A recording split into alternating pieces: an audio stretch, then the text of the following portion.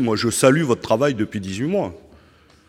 Vous aurez, en 18 mois, ouvert à la concurrence et le secteur ferroviaire, la SNCF, et la RATP, et préparé, finalement, le démantèlement de ces deux entreprises publiques, que vous connaissez bien d'ailleurs.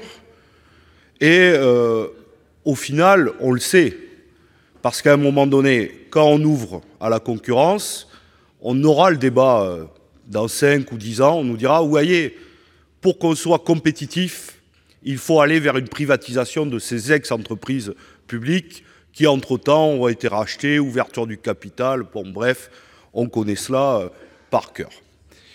Bon, moi, je voudrais vous répondre sur 2 points. Le premier, sur le dumping social. Vous dites, c'est pas assuré, mais on a déjà un élément de comparaison en Île-de-France.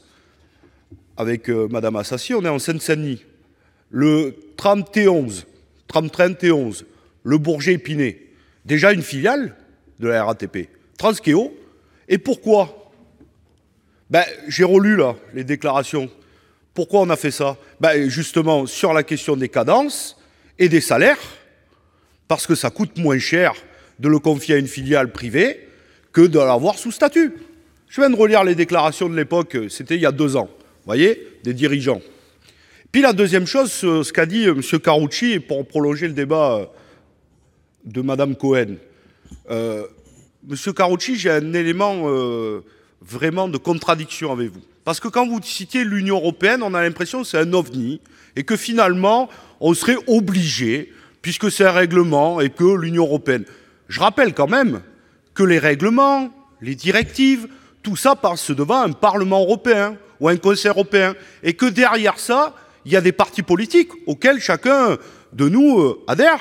Vos collègues de votre sensibilité politique siègent au PPE et ont voté des 2 mains l'ensemble des 4 paquets ferroviaires qui ouvrent à la concurrence. Mais comme, par exemple, le Parti socialiste européen, des 2 mains.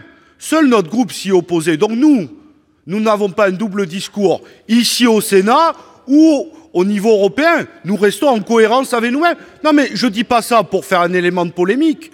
C'est un moment de vérité. Merci, cher collègue. Merci de conclure, conclure, nous restons en cohérence Guay. du local au national et au niveau européen. Je vous remercie.